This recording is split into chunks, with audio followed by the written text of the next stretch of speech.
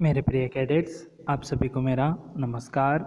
आज हम कक्षा 10वीं से अंतर्गत जो आपके लिए ग्रामर या व्याकरण भाग के अंतर्गत अपठित काव्यांश जो है आज हम अध्ययन करने वाले हैं। पिछले वीडियो के अंतर्गत हमने अपठित गद्यांश का जो विस्तृत अध्ययन किया है।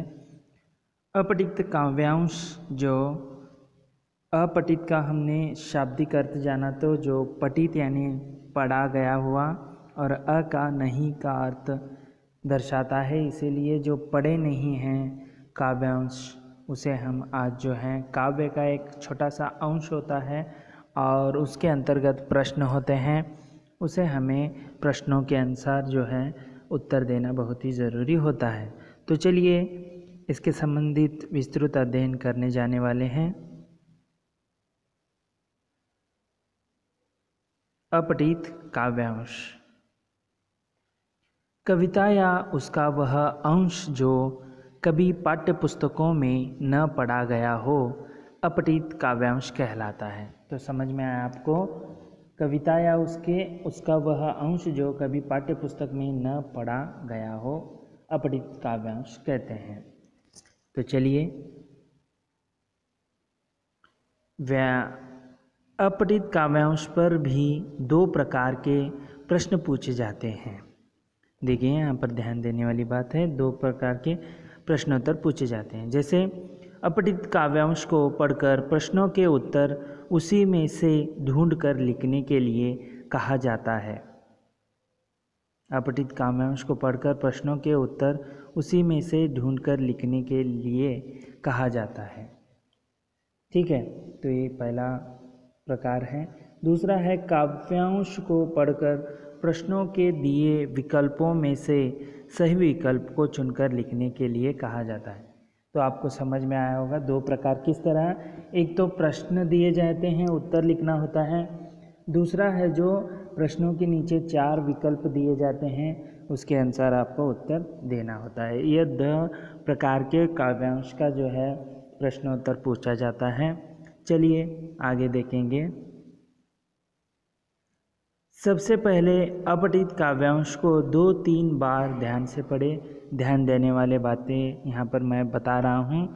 सबसे पहले है अपठित काव्यांश को 2-3 बार ध्यान से पढ़ना है, जैसे गद्यांश को हो या पद्यांश को हो। काव्यांश के भाव को अच्छी तरह समझ लें। देखिए यहाँ पर जो है पढ़ने के साथ साथ काव्यांश का भाव को भी जो है अच्छी तरह से समझना बहुत ही ज़रूरी होता है। प्रश्नों के उत्तर संक्षिप्त में, सरल भाषा में तथा छोटे वाक्यों में दे। तो ये आप ध्यान में रखिए कि प्रश्नों को उत्तर जो है संक्षिप्त में हो, सरल भाषा में तथा छोटे वाक्यों में हो, ये ध्यान में रखिए। चौथा अंश है, यदि प्रश्नों के लिए विकल्प दिए हो तो विकल्पों को ध्यान से पढ़ें, उनके अर्थ समझें, फिर सही उत्तर चुनें। यदि प्रश्नों के उत्तर लिखना है तो आपको भावार्थ को समझना बहुत ही ज़रूरी है। उसके साथ साथ यदि विकल्प दिए हैं 4, तो चारों को ध्यान से पढ़कर जो है जो अर्थ समझ में आए, फिर उसका उत्तर जो है आप लिखना है।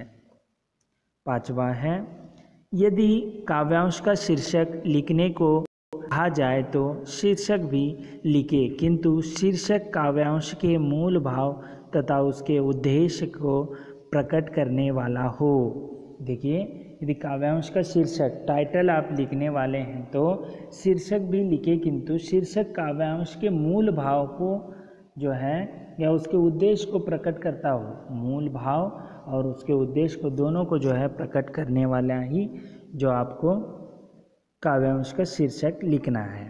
तो इस तरह ध्यान देने वाली बातें हैं। अगला है, प्रश्नों के उत्तर सही तथा स्पष्ट होने चाहिए। उसी प्रकार प्रश्नों के उत्तर जो हैं सही तथा स्पष्ट होने चाहिए। जो प्रश्न पूछे गए हैं उसका उत्तर सही होना चाहिए, तभी तो अंक मिलेंगे, और स्पष्ट भी लिखना है आपको उसी के अनुसार। फिर प्रश्नों के उत्तर अपनी भाषा में लिखने चाहिए। जैसे पद्यांश में जो है गद्यांश में आपको वहाँ पर मिल जाता है, आप लिखते हैं, लेकिन पद्यांश में ऐसा, काव्यांश में ऐसा नहीं होता है कि आपको अपनी भाषा में भी लिखने की जो है छूट होती है उसका, लेकिन भावार्थ जो है नहीं, जो है उसे नहीं छूटना चाहिए।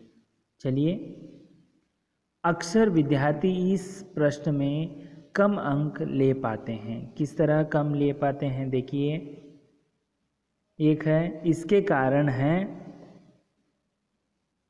कविता का भावार्थ समझ में न आना। क्यों अंक काव्यांश में कम लेते हैं? क्योंकि कविता का भावार्थ समझ में न आना, कविता में कुछ मुश्किल शब्दों का होना, काव्यांश को 2-3 बार न पढ़ना, काव्यांश को 2-3 बार पढ़ना चाहिए, और शब्दों की जो उसके शब्द हैं, मुश्किल शब्द होते हैं, पढ़ने में रुचि न रखना, काव्यांश होते ही पढ़ने में जो रुचि है वो न रखते हुए। और 5वां है काव्यांश के प्रश्नों का अभ्यास न करना। तो अभ्यास एक जरिया है जो आप ज़्यादा अंक ले सकते हैं, काव्यांश के प्रश्नोत्तर का भी आप अभ्यास करना चाहिए। इस तरह इसके कारण है कि कम अंक लेने के लिए। चलिए, अपठित पद्यांश के बारे में कविता क्या है, तो देखिए, कविता को सामान्य रूप से जाने तो कविता के 2 अर्थ होते हैं, सामान्य अर्थ या कहे वो अर्थ जो सीधे सीधे समझ आता है। दूसरा होता है भावार्थ। भावार्थ जानने की कविता को समझना होता है। भावार्थ कविता का छुपा हुआ अर्थ होता है। भावार्थ जो है कविता का छुपा हुआ अर्थ होता है। अपठित काव्यांश, अब हमने जो है पूरा जानकारी जान ली। अब एक कविता को पढ़ते हैं जो लंबी कविता है, उसके संबंधित प्रश्नोत्तर पर भी हम ध्यान देंगे। तो पहली कविता है, देखिए, मैंने छुटपन में छिपकर पैसे बोए थे, सोचा था पैसों के प्यारे पेड़ उगेंगे, रुपये की कलदार मधुर फसलें खनकेंगी और फूल फल कर मैं मोटा सेठ बनूंगा। पर बंजर धरती में एक न अंकुर फूटा, बंध्या मिट्टी ने न एक भी पैसा उगला, सपने जाने कहाँ मिटे, सब धूल हो गए। मैं हताश हो बाट जोता रहा दिनों तक, बाल कल्पना के अपलक पावड़े बिछाकर। मैं अबोध था, मैंने गलत बीज बोए थे, ममता को रोपा था, तृष्णा को सींचा था। तो ये पंक्ति थी। आगे देखेंगे इसका ही।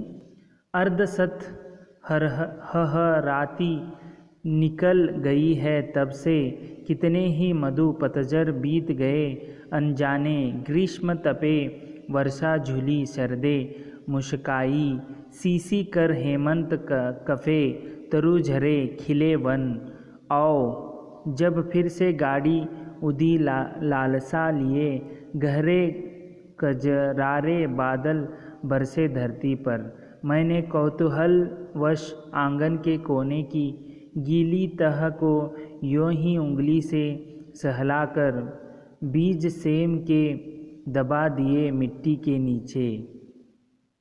सेम एक प्रकार का जो है आपको पता है बीज होता है उसका। भू के अंचल में मणि माणिक बांध दिए हो। आगे देखेंगे। मैं फिर भूल गया इस छोटी सी घटना को, और बात भी क्या थी याद जिसे रखता मन। किंतु एक दिन जब मैं संध्या को आंगन में टहल रहा था, तब सहसा मैंने जो देखा उससे सहर्ष विमूढ़ हो उठा। मैं विस्मय से देखा, आंगन के कोने में कई नवागत छोटे छोटे छाता ताने खड़े हुए हैं। छाता कहूँ कि विजय पताका, जीवन की या हथेलियाँ खोले थे वे नन्ही प्यारी जो भी हो, वे हरे हरे उल्लास से भरे, पंख मारकर उड़ने को उत्सुक लगते थे। डिंब तोड़कर निकले चिड़ियों के बच्चों से। आगे देखिए। निर्निमेष क्षण भर मैं उनको रहा देखता, सहसा मुझे स्मरण हो आया, कुछ दिन पहले बीज सेम के रोपे थे मैंने आंगन में, और उन्हीं से बौने पौधे की यह पलटन मेरी आंखों के सम्मुख अब खड़ी गर्भ से।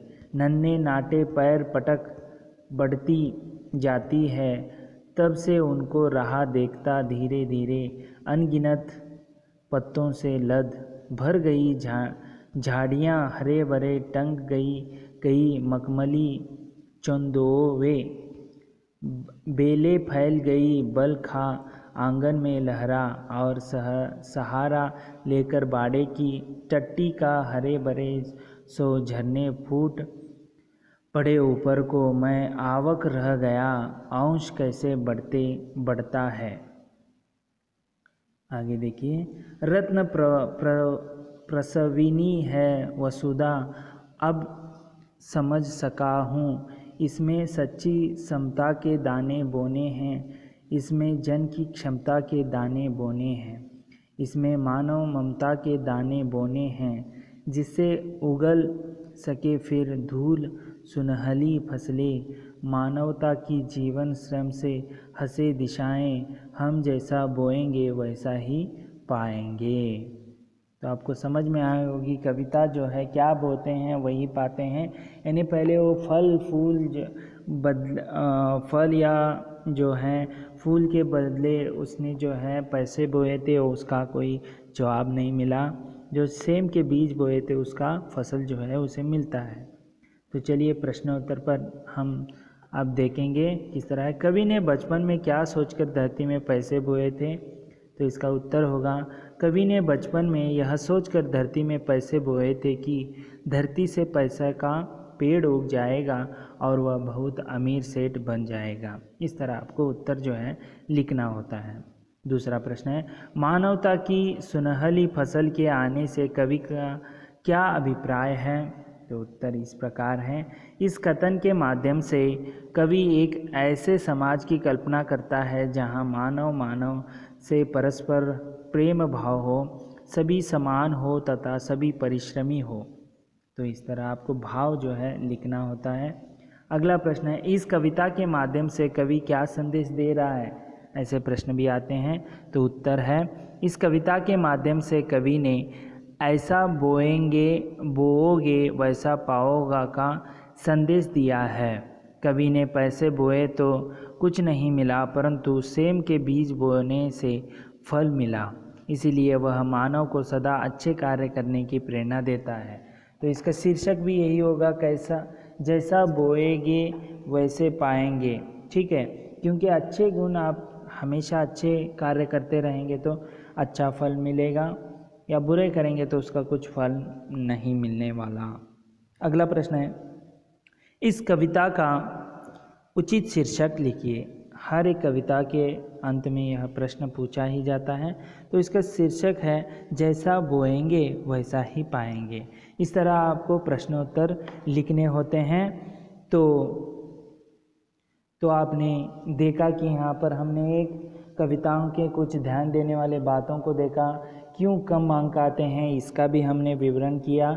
तो इसे 1, 2, 3 बार पढ़ना है, भावार्थ समझना है, तभी जाकर हम प्रश्नोत्तर पर इसके जो है प्रश्नोत्तर लिख सकते हैं। 2 प्रकार के प्रश्नोत्तर होते हैं कविता के काव्यांश, अपठित काव्यांश में। एक तो प्रश्नों के उत्तर लिखने होते हैं, दूसरा है विकल्प दिए हैं, सभी को ध्यानपूर्वक पढ़ना होता है। इस तरह आज हमने अपठित काव्यांश का समग्र विस्तृत अध्ययन किया। अगले वीडियो में अगले लेसन के साथ फिर से उपस्थित होंगे, तब तक के लिए धन्यवाद।